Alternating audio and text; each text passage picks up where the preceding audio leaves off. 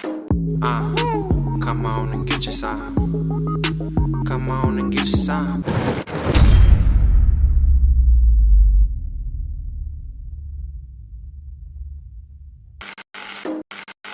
I love you and you're broken. Here's a little piece of me to help fix you. Thank you. I'm not broken, but thanks for this piece of you. You are broken. Just let me fix you. Here's another piece of me. Thank you, but it's still not enough. I need more. More? Here's a little bit more of me. Thank you, but it's still not enough. I need everything that you are. But here's the last piece of me. Are you better now? Thank you. Thank you so much for this. You gave me everything that you are, but now I don't need you anymore. Why don't you need me anymore? I don't have anything left. That's exactly it. You have nothing left to give. You gave it all to me, and now I'm gonna go give it to somebody else. Oh my God. Now I'm broken.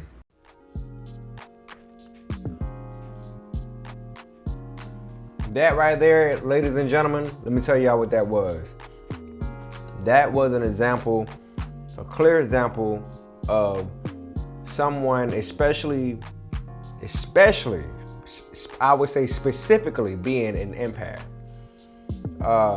Empath, they are very sensitive to energy, so they kind of stay out the way and they stray away and distance themselves from people when they feel like, all right, I don't need to be around that.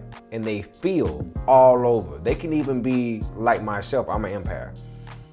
A person can be 10,000 miles away and you can feel them because you just have that. Some people don't have that, but I definitely do, and a lot of people they got it as well. But an empath is they're known to kind of stay out the way and get away from the toxic energy. But when it's somebody who's a narcissist, all right, they can find themselves in a situation where they feel like, look, I gotta save you. Okay? So for all my empaths out there, I'm telling you what it is. If you are dealing with a known narcissist, a god doggone narcissist, and how do you know if you're dealing with one? I would say this: if they go to therapy and they are diagnosed, which most of them aren't going to go to therapy, they're a goddamn narcissist, period. If the therapist diagnoses them, they're a narcissist. I don't care what you're saying.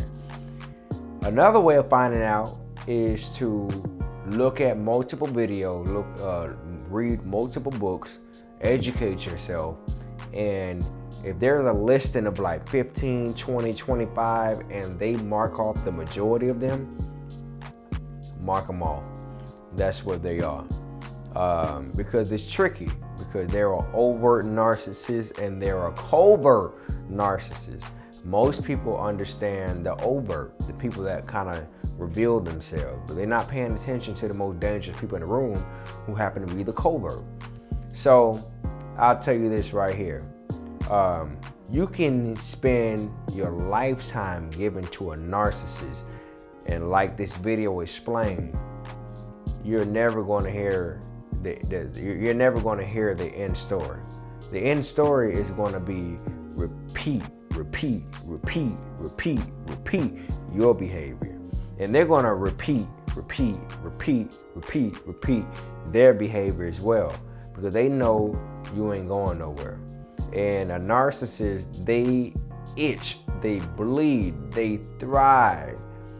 They are dependent of anything that you have to bring to the table that's beneficial to them. That doesn't mean that you can get around every narcissist and you have something to offer every narcissist just because they are one. No. Whatever you bring to the table, you could not have any money. You could bring joy. You could bring, I'm gonna help you raise your kids. You could bring discipline to the relationship. You could bring being a good person and reassuring that narcissistic person. That could be all the benefits they need. and they don't give a damn about the rest. Now, they might gaslight you, they might love bomb you, make you feel like, hey man, look, you are the ish. And they know you the ish, they know you are. But deep down inside, they need what they need. And an empath, special empath, anybody can fall into this category, but an empath, they feel like they have to come to the rescue when they're dealing with a narcissist. And they may not even know that they are one. They may not even know it because they feel like they have to help. This is why he said, no, I'm gonna give you more of me. You need help. I don't need help, but thank you. And they rip more. No, you do need help. I'm gonna give you this. And like, all right, thank you.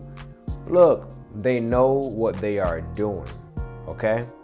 Now, all of them may not understand that they are diagnosed with it, whether they go somewhere or not. They may not even know what they are. They may not know the complete definition, but they do know what they are doing. And the big problem is they're not admitting to it. A narcissist will go, look at them like an airplane. They will go in circular motion, circular motion, circular motion, and then land that joker. And that's if they land it. And when they land it, you best to believe they are landing that plane on their own terms. They don't care about yours.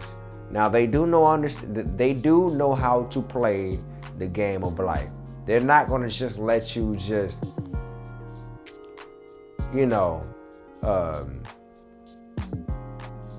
ask for a request, have a request, and they just sit back and say no all the time. It don't work like that. They're gonna play the game. Everything they do is a game, whether overt or covert. So my suggestion for everybody out there, I feel like everybody should look into overt and especially covert narcissism. You should, because the covert is more dangerous than the overt. They're hiding it. They are more vulnerable. They use more victimizing tactics that you may not be able to pick up because their character speaks for itself. And that's a very dangerous spot to be in. Very dangerous space, man. So y'all be careful out here, man. And just because you have certain traits of a narcissist, it doesn't mean that you are one as well. Because some of y'all might sit back and say, hey man, well I'm one. I can tell just by that trait alone. No, if the majority outweighs, that's what that person is, okay? Because the narcissism, that category can be so fickle. It's like a thin ice. And you can misdiagnose people just because you feel some type of way. And that term is it's used loosely, especially nowadays on social media. And I feel like more people are understanding it. But also, before I get off, everybody needs to understand that a narcissist, it is a lifestyle for them. Shout out to my sister. She taught me that. A narcissist, their behavior is the whole lifestyle. And most aren't going to admit it. They're not. So, what do? The only thing you can do is manage. That's it. Manage. Manage how you deal with them and manage how you deal with yourself.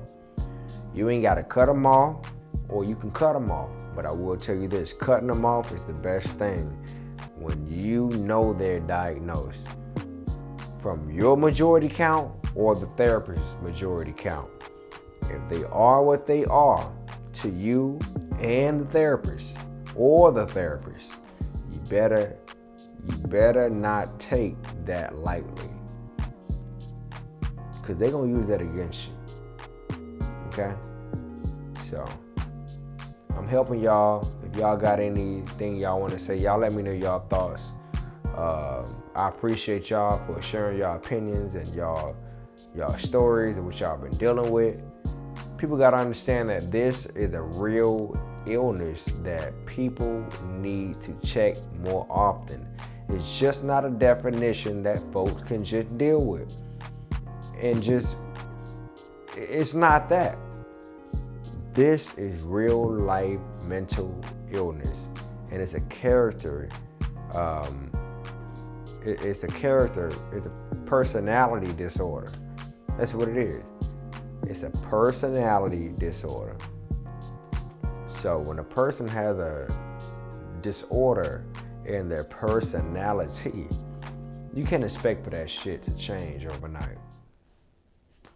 It just doesn't happen that way.